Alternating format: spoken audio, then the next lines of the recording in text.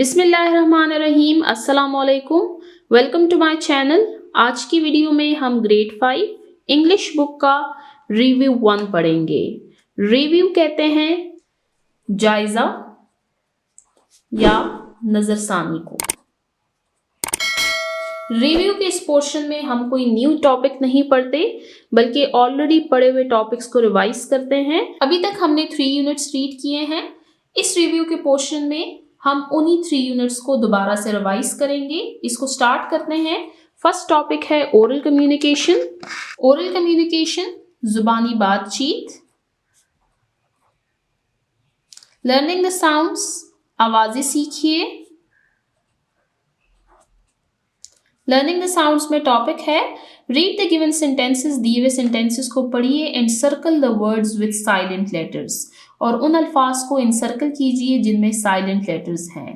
तो ये टॉपिक है साइलेंट लेटर्स के बारे में। साइलेंट लेटर्स के बारे में हम पढ़ चुके हैं यूनिट नंबर 1। पेज नंबर 4 पर चलते हैं।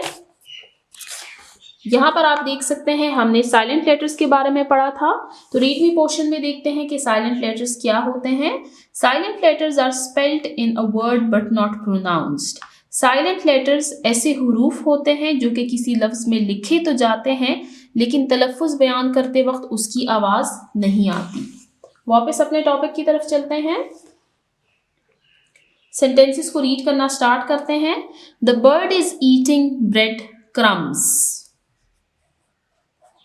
क्रम्स, इसमें बी साइलेंट है। Second, Sana is climbing the mountain. Sana पहाड़ी चढ़ रही है। इसमें क्लाइंबिंग में बी साइलेंट है। Do you know who knocked at the door. क्या आप जानते हैं कि दरवाजा किसने खटखटाया। इसमें के साइलेंट है नॉक्ड में। इसको हम के से स्टार्ट नहीं करते, बल्कि इसको हम एन से प्रोनाउंस करना स्टार्ट करते हैं, knocked. Yasir wrap the wrist watch. इसमें साइलेंट लेटर है रैप्ड और रिस्ट में डब्ल्यू। लास्ट, अहमद्स नी गॉट इंजर्ड। अहमद का घुटना जख्मी हो गया।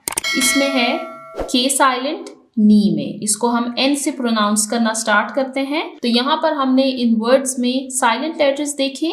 क्रम्स में बी, नॉक्ड में के, क्लाइंबिंग में बी, रैप्ड और रिस्ट में डब्ल्यू, नी में के। तो यहाँ पर साइलेंट लेटर्स का टॉपिक एंड होता है। अब चलते हैं नेक्स्ट टॉपिक की तरफ। Gate students into pairs. बच्चों के जोड़े बनाइए। एंड आस्क देम, और उनसे पूछिए, टू शेयर के बांटें, देयर ओपिनियंस, अपनी राय, अबाउट देयर फेवरेट करियर्स, अपनी पसंदीदा पेशे के बारे में। बच्चों की पेयर्स बनाएं और उनसे पूछें कि उनको कौन से प्रोफेशंस, कौन से पेशे ज़्यादा पसंद हैं। उनसे पूछें कि वो बड़े होकर क्या बनना चाहते हैं। इस एक्टिविटी को रीड करते हैं। ये डायलॉग है, आप इस डायलॉग को कॉपी कर सकते हैं। क्लासरूम में अपने फ्रेंड्स के साथ इसकी प्रैक्टिस करें। Review 1 oral communication dialogue. Dialogue कहते हैं मुकालमा, यानी 2 या 2 से ज़्यादा अफराद के दरमियान की बातचीत को। इसमें फर्स्ट पार्टी है आयशा, सेकेंड पार्टी है आमना। आयशा, गुड मॉर्निंग आमना। सुबह बखैर आमना। हाउ आर यू, आप कैसी हैं। आमना, आई एम फाइन, मैं ठीक हूँ, थैंक यू, शुक्रिया। व्हाट अबाउट यू, आपका क्या हाल है। आयशा, आई एम गुड, मैं ठीक हूँ। What do you want to become when you grow up. Amna, आप बड़े होकर क्या बनना चाहती हैं। Amna, I want to become a doctor, मैं एक डॉक्टर बनना चाहती हूँ। बिकॉज दे हेल्प पीपल, क्योंकि वो लोगों की मदद करते हैं। व्हेन दे आर सिक, वो जब वो बीमार होते हैं। आयशा, ओह दैट्स ग्रेट, वाह बहुत अच्छी बात है। आमना, थैंक्स, शुक्रिया। व्हाट अबाउट यू, आपका क्या ख्याल है। Ayesha, I want to become a teacher, मैं एक टीचर बनना चाहती हूँ। बिकॉज दे हेल्प चिल्ड्रन, क्योंकि वो बच्चों की मदद करते हैं। लर्न न्यू थिंग्स, ताकि वो नई चीज़ें सीखें। आमना, दैट्स ग्रेट, बहुत अच्छी बात है। May Allah help us to achieve our goals, हमारे इन मकासद को हासिल करने में अल्लाह हमारी मदद करे।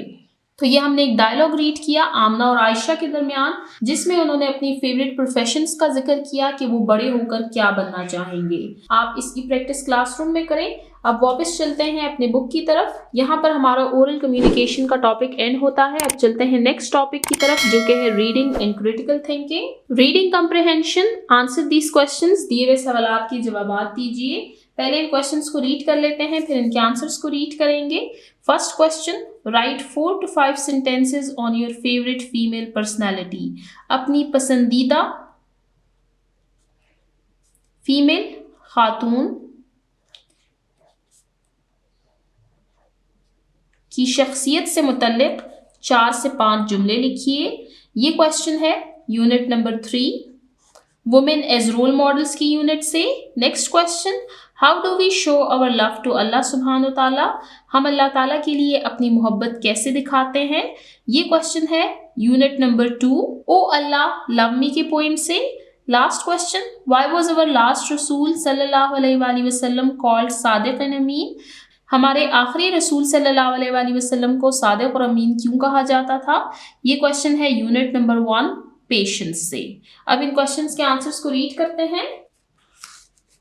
Review 1, answer these questions. दिए हुए सवालात के जवाब दीजिए। Question number 1, write about your favourite female personality. अपनी पसंदीदा फीमेल शख्सियत के बारे में लिखिए। Miss Fatima Jinnah is my favourite female personality. Miss Fatima Jinnah मेरी पसंदीदा शख्सियत है। शी वॉज ए डेंटिस्ट, वो दांतों की डॉक्टर थी। बाय प्रोफेशन, पेशे के लिहाज से। But she gave it up, लेकिन उन्होंने अपना प्रोफेशन छोड़ा। टू हेल्प मुस्लिम्स, ताकि वो मुसलमानों की मदद करे। In the Pakistan movement, Tehreek-e Pakistan में। ड्यू टू हर अनटायरिंग एफर्ट्स, उनकी अनथक मेहनत की वजह से। ड्यूरिंग पाकिस्तान मूवमेंट, तहरीके पाकिस्तान के दौरान। She got the title of मादर मिल्लत, उनको मादर मिल्लत यानी कौम की माँ का लक़ब दिया गया। मिस फातिमा जिन्ना के बारे में हम यूनिट नंबर 3 में पढ़कर आ चुके हैं कि मिस फातिमा जिन्ना कायद आज़म मोहम्मद अली जिन्ना की छोटी बहन थी। बाय प्रोफेशन, वो एक डेंटिस्ट थी, लेकिन तहरीक पाकिस्तान के शुरू होने के बाद उन्होंने अपना प्रोफेशन छोड़ा और मुसलमानों की मदद की। तहरीक पाकिस्तान के दौरान उनकी अनथक मेहनत और कोशिश की वजह से उनको मादर मिल्लत यानी कौम की माँ का लक़ब दिया गया। क्वेश्चन को फिर से रीड करते हैं। Miss Fatima Jinnah is my favourite female personality. She was a dentist by profession, but she gave it up to help Muslims in the Pakistan movement. Due to her untiring efforts during Pakistan movement, she got the title of Madar Millat. Next question की तरफ चलते हैं। Question number 2, how do we show our love to Allah. हम अल्लाह ताला की तरफ अपनी मोहब्बत का इजहार कैसे करते हैं। वी शो अवर लव, हम अपनी मोहब्बत दिखाते हैं। फॉर अल्लाह, अल्लाह ताला के लिए। By praying 5 times a day, दिन में 5 मरतबा इबादत करके यानी नमाज पढ़ के। एंड सेइंग थैंक यू, और उनका शुक्रिया अदा करते हैं। For all the good things he gives अस, उन तमाम अच्छी चीज़ों के लिए, उन तमाम नेमतों के लिए जो कि वो हमें अता करता है। यहाँ पर मैंने ही का एच कैपिटल लिखा है क्योंकि यहाँ पर प्रॉपर नाउन यानी अल्लाह ताला की बात की जा रही है। ये क्वेश्चन हम ऑलरेडी यूनिट नंबर 2 ओ अल्लाह लव मी के पोएम में पढ़कर आ चुके हैं, जिसमें हमने पढ़ा था कि हम अल्लाह ताला से अपनी मोहब्बत का इजहार कैसे करते हैं। उस पोएम में शायरा के बारे में हमने पढ़ा था कि वो अपने दिन का आगाज़ कैसे करती हैं और अल्लाह ताला के लिए अपनी मोहब्बत कैसे दिखाती हैं। We show our love for Allah by praying 5 times a day and saying thank you for all the good things he gives us. हम अल्लाह ताला से मोहब्बत का इजहार करते हैं दिन में 5 मरतबा नमाज पढ़कर और शुक्रिया अदा करके उन तमाम नेमतों के लिए जो कि वो हमें अता करता है। अब चलते हैं नेक्स्ट क्वेश्चन, क्वेश्चन नंबर 3 की तरफ। Why was our last रसूलुल्लाह सल्लल्लाहु अलैहि वसल्लम called सादिक एंड अमीन। हमारे आखिरी रसूल सल्लल्लाहु अलैहि वसल्लम को सादिक और अमीन क्यों कहा जाता था। हज़रत Muhammad peace be upon him was called सादिक। हज़रत मोहम्मद सल्लल्लाहु अलैहि वसल्लम को सादिक कहा जाता था। सादिक यानी ट्रूथफुल, सच्चा। एंड अमीन, और अमीन ट्रस्टवर्दी यानी ईमानदार। Because of his honest nature, उनकी ईमानदाराना फितरत की वजह से। एंड ट्रूथफुलनेस, और उनकी सच्चाई की वजह से, कि रसूल सल्लल्लाहु अलैहि वसल्लम को सादिक उनकी सच्चाई की वजह से कहा जाता था और अमीन उनकी ईमानदाराना फितरत की वजह से कहा जाता था। हज़रत Muhammad peace be upon him was called सादिक, ट्रूथफुल एंड अमीन, trustworthy because of his honest nature and truthfulness. यहाँ पर हमारे क्वेश्चन आंसर्स एंड होते हैं। अब चलते हैं नेक्स्ट टॉपिक की तरफ। लुक एट द पिक्चर, तस्वीर की तरफ देखिए and answer the following questions, और दिए हुए सवालात के जवाबात दीजिए using position words. Position words का इस्तेमाल करते हुए इन कंप्लीट सेंटेंसेस, मुकम्मल जुमलों में, यानी इन क्वेश्चंस के आंसर्स कंप्लीट सेंटेंसेस में देने हैं और इनमें हमें पोजीशन वर्ड्स को यूज करना है। सबसे पहले इस पिक्चर को एनालाइज करते हैं। यहाँ पर एक बच्चा खड़ा हुआ है, यहाँ पर एक बॉय, एक लड़का खड़ा है। ये एक पॉन्ड है जिसमें फिश मौजूद है। यहाँ पर आप देख सकते हैं एक कैट है। इसके अलावा यहाँ पर हेन है और उसके पीछे 3 चिक्स हैं। यहाँ पर आप देख सकते हैं स्विंग के नीचे एक स्क्वारल है, यानी एक गुलहरी। अब क्वेश्चन आंसर्स को रीड करने से पहले पोजीशन वर्ड्स के बारे में पढ़ते हैं। पोजीशन वर्ड्स के बारे में हम ऑलरेडी यूनिट नंबर 3 में पढ़कर आ चुके हैं, लेकिन यहाँ पर मैं आपको फिर से एक्सप्लेन करना चाहूंगी।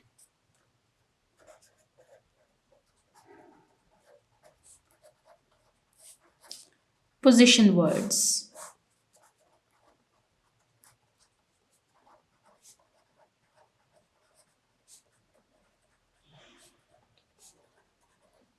position words tells us about position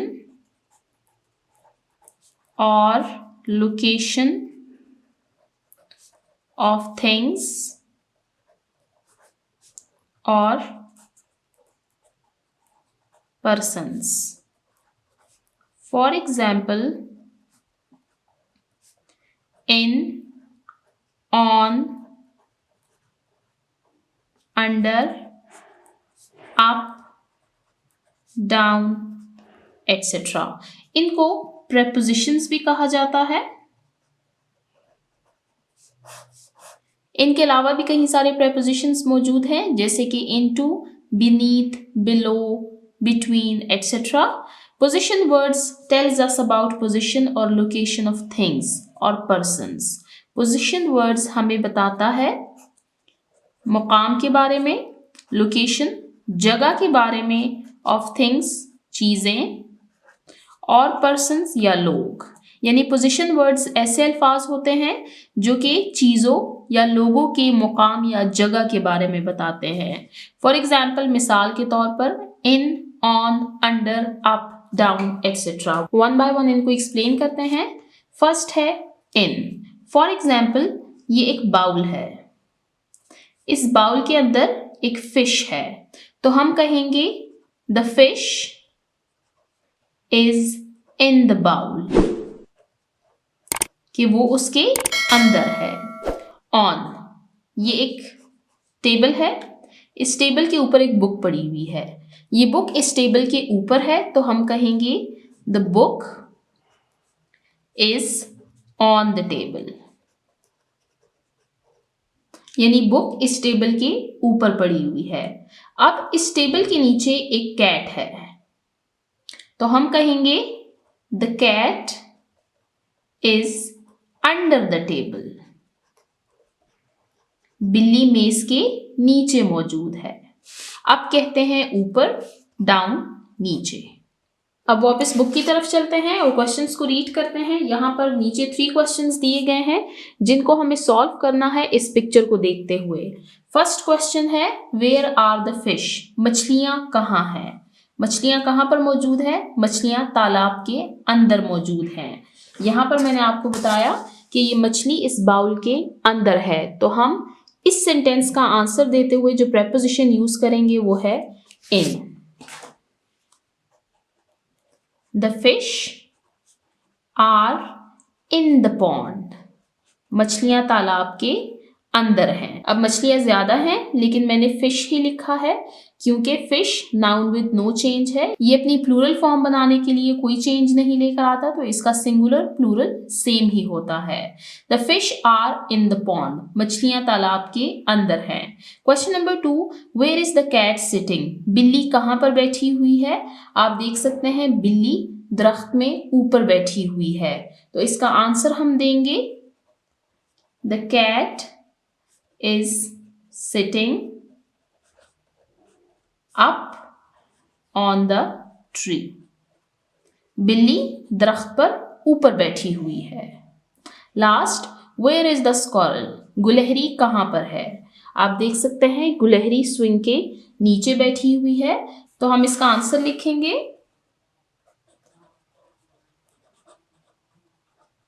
the squirrel is under the swing, गुलहरी स्विंग के नीचे है।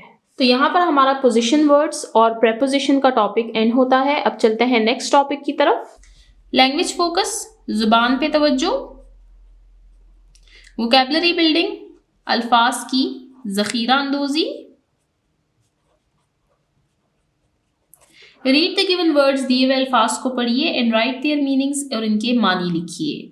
नीचे कुछ वर्ड्स दिए हैं, हमने इनके मानी लिखने हैं। पहले इन वर्ड्स को रीड कर लेते हैं। फर्स्ट है इंस्पिरेशन, सपोर्ट, फैसिनेटिंग, बिटरली, करेज। ये ऐसे वर्ड्स हैं जो कि हम पिछले 3 यूनिट्स में पढ़कर आ चुके हैं, इसमें कोई भी वर्ड आपके लिए न्यू नहीं है। इनके मीनिंग्स को रीड करते हैं। Review 1, language focus, words meaning. First है इंस्पिरेशन, मीनिंग अ पर्सन, कोई शख्स और थिंग या कोई चीज दैट मोटिवेट्स, जो कि मुतासिर करे। इंस्पिरेशन अ पर्सन और थिंग दैट मोटिवेट्स, कोई शख्स या कोई चीज जो आपको मुतासिर करे।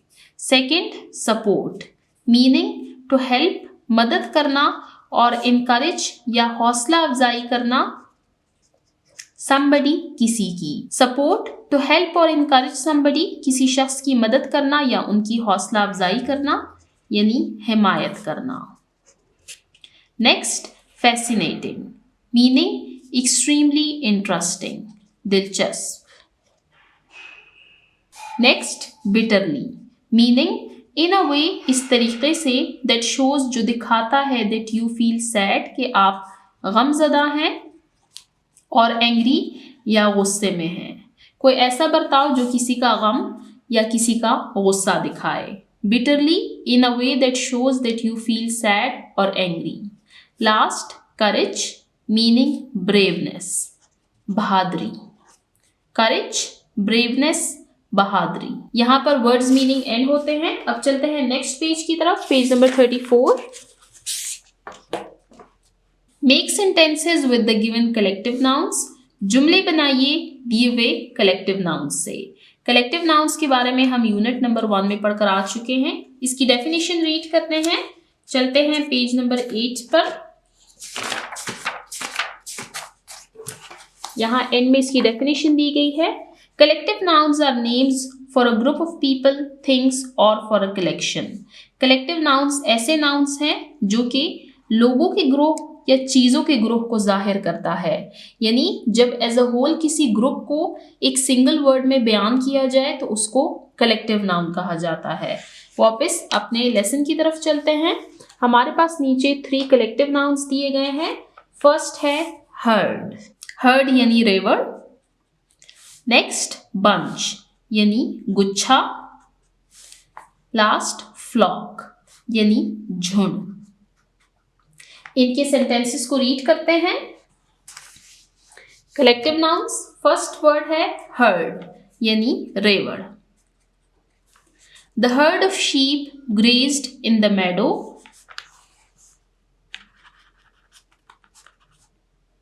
भेड़ों का रेवड़ चिरागाह चर रहा था।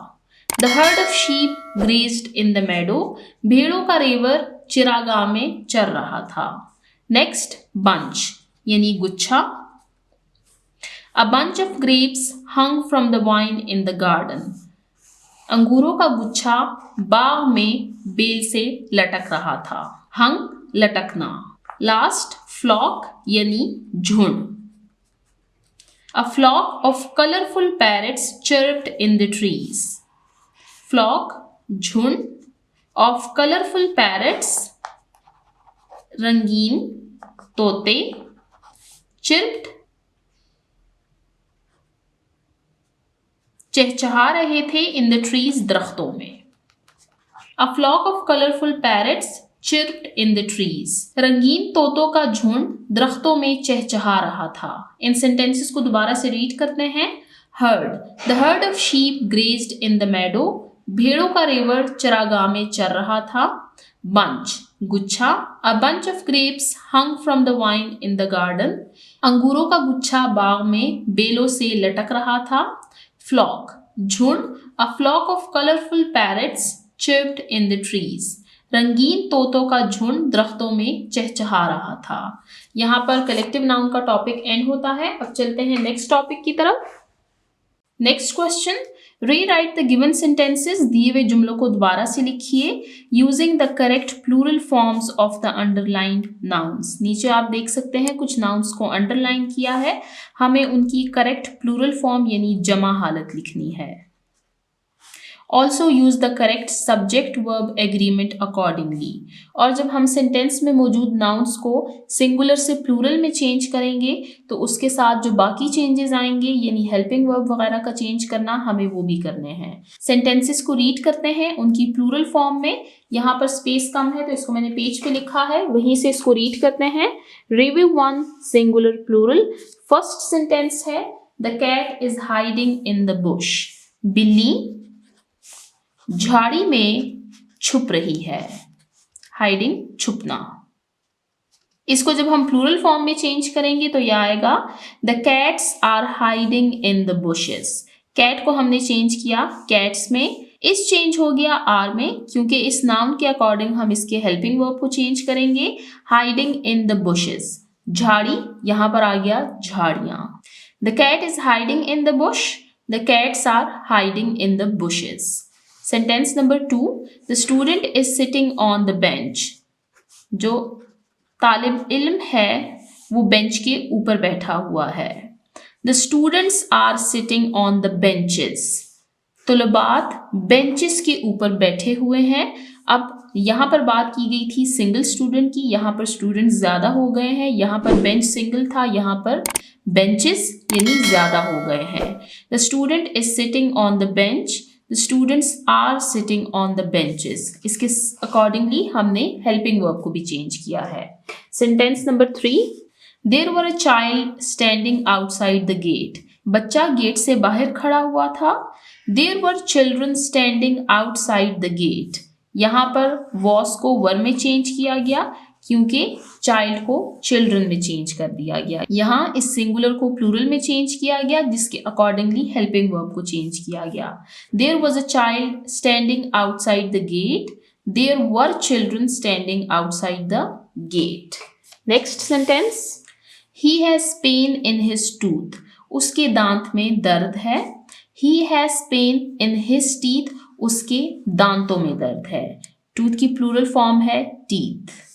Last, the fox is running after the mouse. लोमड़ी चूहे के पीछे भाग रही है।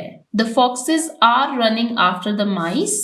लोमड़ियां दौड़ रही हैं चूहों के पीछे। इज और आर को भी चेंज किया गया अकॉर्डिंग टू द नाउन्स।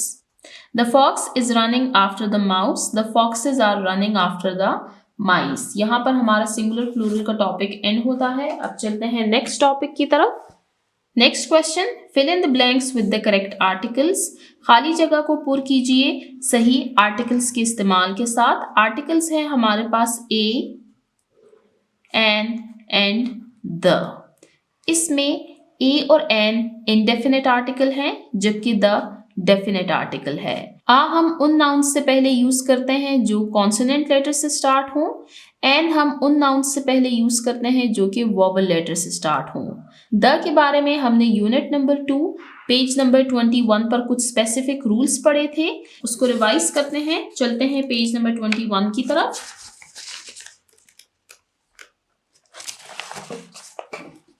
यहाँ पर हमने डेफिनेट आर्टिकल द के इस्तेमाल को देखा था। द के इस्तेमाल के अपने कुछ स्पेसिफिक रूल्स हैं, इनको रीड करते हैं। When we talk about something already known thing or which have been previously mentioned, जब हम किसी ऐसी चीज के बारे में जिक्र करते हैं जिसका हमें पहले से पता हो या जिसका जिक्र पहले से हो चुका हो। Number 2, we define or identify a particular person or object, जब हम किसी खास चीज या खास शख्स के बारे में बात करें, उसकी शनाख्त या उसकी वजाहत करें। थर्ड, रेफर टू पीपल और ऑब्जेक्ट्स दैट आर यूनिक, मुनफरिद लोगों और मुनफरिद चीज़ों के बारे में जिक्र करते हुए। Fourth, before superlatives of adjectives, adjectives की सुपरलेटिव डिग्री के साथ हम द का इस्तेमाल करते हैं, एंड ऑर्डिनल नंबर्स और एदादी तरतीब के साथ। फिफ्थ, विद नाउन्स, ऐसे नाउन्स के साथ to refer to a whole group of people, जो किसी खास ग्रुप के बारे में जिक्र करे, जैसे हमने यहाँ पर पढ़ा था पुअर, गरीब। अब गरीब एक पूरा तबका है, वो एक स्पेसिफिक ग्रुप है। Next, with the names of reverse, दरिया के नामों के साथ। माउंटेन रेंजेस, पहाड़ी सिलसिलों के नामों के साथ। ग्रुप्स ऑफ आइलैंड, जजीरों के साथ। कैनाल्स, नहरें, एंड ओशंस और समंदर के नामों के साथ। Last, with the names of famous buildings, मशहूर इमारतों के नामों के साथ। म्यूजियम्स, अजायब घर, और मॉन्यूमेंट्स या यादगार इमारतें। अब वापस अपनी एक्टिविटी की तरफ चलते हैं और इन रूल्स के अकॉर्डिंग हम इस पैराग्राफ को सॉल्व करेंगे। नीचे आप देख सकते हैं, आपको एक पैराग्राफ दिया हुआ है, इनके ब्लैंक्स को हमने आर्टिकल से फिल करना है। रीड करना स्टार्ट करते हैं। Sara wanted to buy dash new story book, Sara एक नई कहानी की किताब खरीदना चाहती थी। अ न्यू स्टोरी बुक, क्योंकि वो एक किताब की बात की जा रही है और यहाँ पर ये कॉन्सोनेंट लेटर है, इसलिए इसके साथ आ लगेगा। So she went to dash book store, तो इसलिए वो एक बुक स्टोर में गई। अब यहाँ पर एक स्पेसिफिक शॉप की बात की जा रही है, इसलिए इसके साथ आएगा द।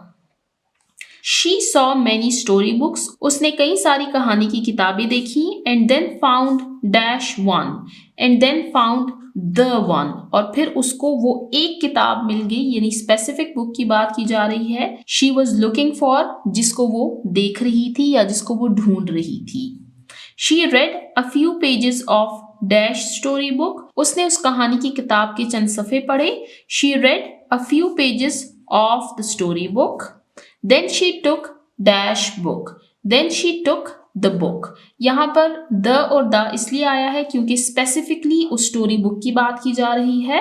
To the shopkeeper, वो उस किताब को दुकानदार के पास ले गई। And asked him, और उससे पूछा to add dash ruler, कि वो एक रूलर उसमें ऐड करे।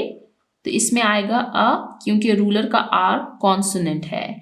And dash umbrella to her cart, कि उसके सामान में एक रूलर और एक अम्ब्रेला यानी एक छतरी ऐड करें। अम्ब्रेला का यू वॉवल है, इसलिए इसके साथ एन आएगा। इसको दोबारा से रीड करते हैं। Sara wanted to buy a new story book, so she went to the book store.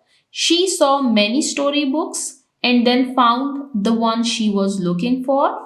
She read a few pages of the story book. Then she took the book to the shopkeeper and asked him to add a ruler and an umbrella to her cart. यहाँ पर हमारा articles का topic end होता है। अब चलते हैं next topic की तरफ। Complete the given table by writing 2 words in each column. नीचे आपको कॉलम्स दिख रहे हैं, हमने इनमें 2 वर्ड्स लिखने हैं। देखते हैं कि कॉलम्स में क्या है। फर्स्ट कॉलम है कॉमन नाउन, इसमें नखरा। सेकंड प्रॉपर नाउन, इसमें मार्फा।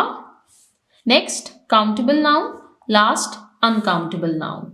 फर्स्ट कॉलम है कॉमन नाउन। कॉमन नाउन्स कहते हैं जनरल नाउन्स को, यानी आम लोगों, आम जगहों और आम चीजों के नाम को। जैसे कि मैं कहूं mosque, book, girl. Proper noun, proper noun कहते हैं स्पेसिफिक नेम्स को, specific name of a person, place और थिंग। जैसे कि यहां पर मैंने लिखा मॉस्क, लेकिन अगर अब मैं लिखूं फैसल मॉस्क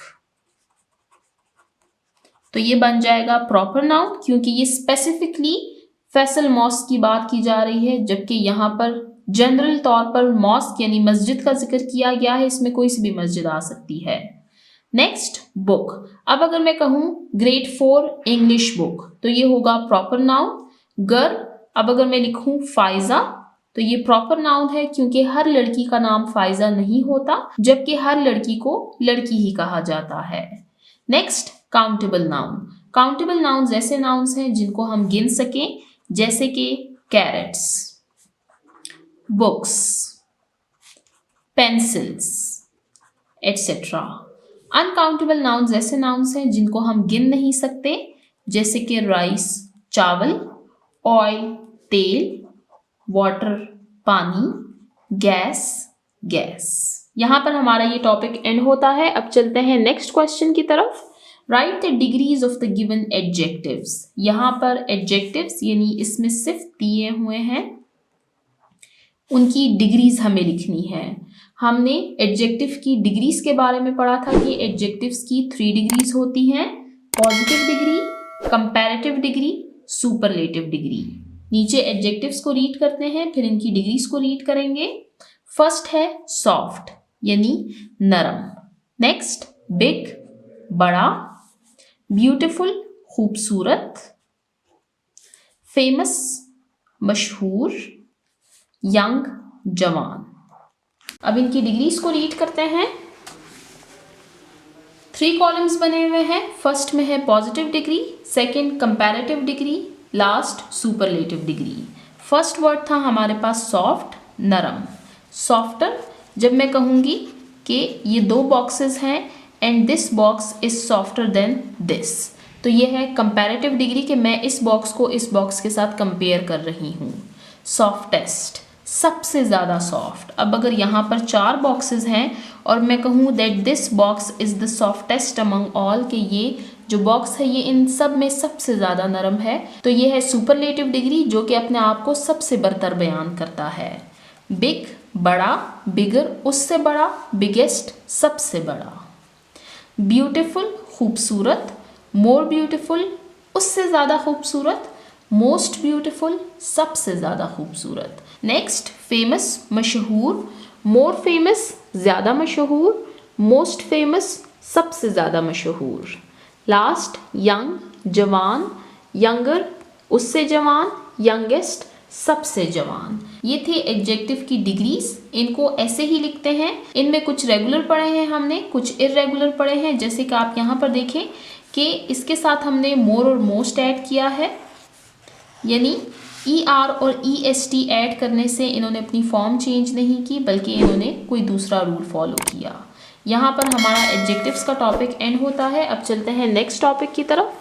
नेक्स्ट क्वेश्चन है रीड द गिवन टेक्स्ट। दिए हुए टेक्स्ट को पढ़िए and underline the action words, और एक्शन वर्ड्स को अंडरलाइन कीजिए। एक्शन वर्ड्स क्या हैं?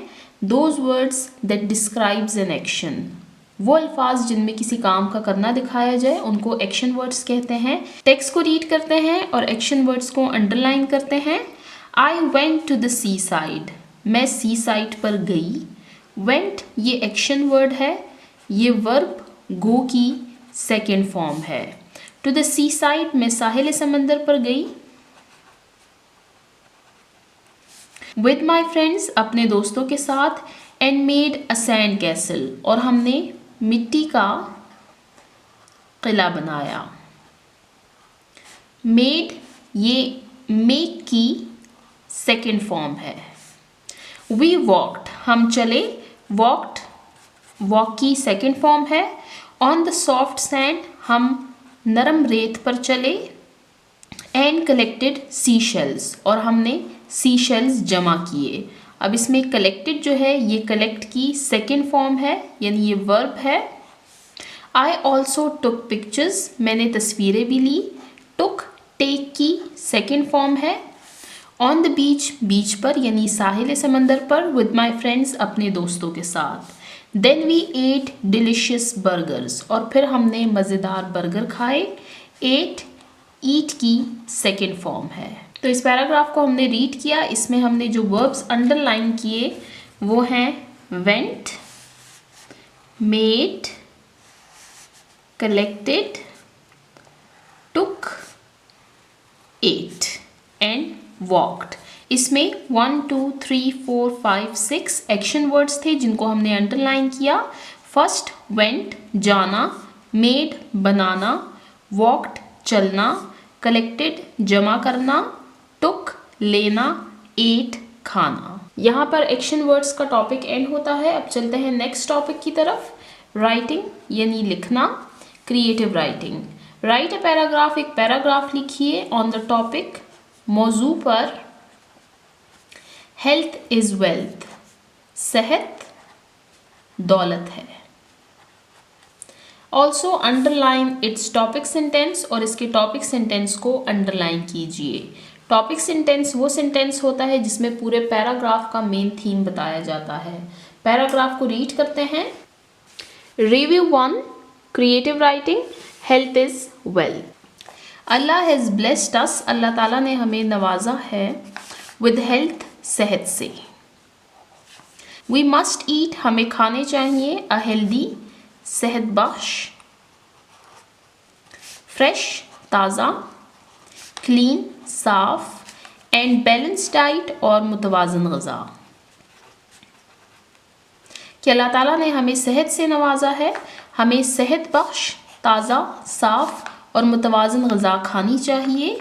ड्रिंकिंग वाटर, पानी पीना, and playing outside in fresh air, और ताज़ा हवा में बाहर खेलना, ऑल्सो कीप्स अस फिट, ये भी हमें सेहतमंद रखता है। कि पानी पीना और ताज़ा हवा में खेलना हमें सेहतमंद रखता है। इफ़ वी आर हेल्दी, अगर हम सेहतमंद हैं, we can live our life fully, तो हम भरपूर तरीके से अपनी ज़िंदगी गुजार सकते हैं। विच इज़ मोर इम्पॉर्टेंट, जो कि ज़्यादा अहम है, ज़्यादा ज़रूरी है, देन वेल्थ, दौलत से। कि अगर हम सेहतमंद हैं तो हम अपनी ज़िंदगी को भरपूर तरीके से गुजार सकते हैं, जो कि दौलत से ज़्यादा ज़रूरी है। अगर किसी के पास बेतहाशा दौलत है लेकिन उसके पास सेहत नहीं है तो उसकी दौलत किसी काम की नहीं है। तो इसीलिए वी शुड टेक केयर, हमें ख्याल रखना चाहिए, आवर सेल्व्स, अपना, बाय ईटिंग, खाते हुए, वेल, अच्छा, एंड स्टेइंग एक्टिव, और चाको चौबंद रहते हुए। कि हमें अपना ख्याल रखना चाहिए, कि हमें अच्छी ग़िज़ा खानी चाहिए और हमें एक्टिव यानी चाको चौबंद रहना चाहिए। ऐसा नहीं है कि हम पूरा दिन घर पे बैठे रहें, मोबाइल फ़ोन्स यूज़ करें, बल्कि हमें फ्रेश एयर में बाहर भी जाना चाहिए। तो ये पैराग्राफ हमने रीड किया, हेल्थ इज़ वेल्थ। इसको दोबारा से रीड करते हैं। Allah has blessed us with health, we must eat a healthy, fresh, clean and balanced diet. Drinking water and playing outside in fresh air also keeps us fit. If we are healthy, we can live our life fully, which is more important than wealth. So we should take care of ourselves by eating well and staying active. अब इसमें topic sentence कौन सा है? Topic sentence है इसमें, Allah has blessed us with health, Allah ताला ने हमें सेहत से नवाजा है। ये अल्लाह ही की ज़ात है जिसने हमें सेहतमंद पैदा किया है, वरना अगर आप अपने इर्द गिर्द देखें तो आपको ऐसे लोग भी नज़र आएंगे जिनके पास सेहत नहीं है, जो बीमार हैं, जो माजूर हैं। तो हम जिस हाल में हैं, हमें अल्लाह ताला का शुक्र अदा करना चाहिए। यहाँ पर क्रिएटिव राइटिंग का टॉपिक एंड होता है और इसके साथ ही हम आज की वीडियो को एंड करते हैं। आज की वीडियो में हमने रिव्यू 1 का टॉपिक रीड किया। रिव्यू 1 में हमने पिछले जो फर्स्ट 3 यूनिट्स हमने पढ़े हैं, first unit patience, second O Allah love me, third women's role models, उन्हीं को हमने रिवाइज किया है। उनके oral communication, reading and critical thinking, language focus और राइटिंग के टॉपिक्स को हमने फिर से रिवाइज किया है। जिन बच्चों ने अभी तक मेरे चैनल को सब्सक्राइब नहीं किया, काइंडली मेरे चैनल को सब्सक्राइब करें ताकि हर आने वाली वीडियो आपको टाइमली मिल सके। Thank you.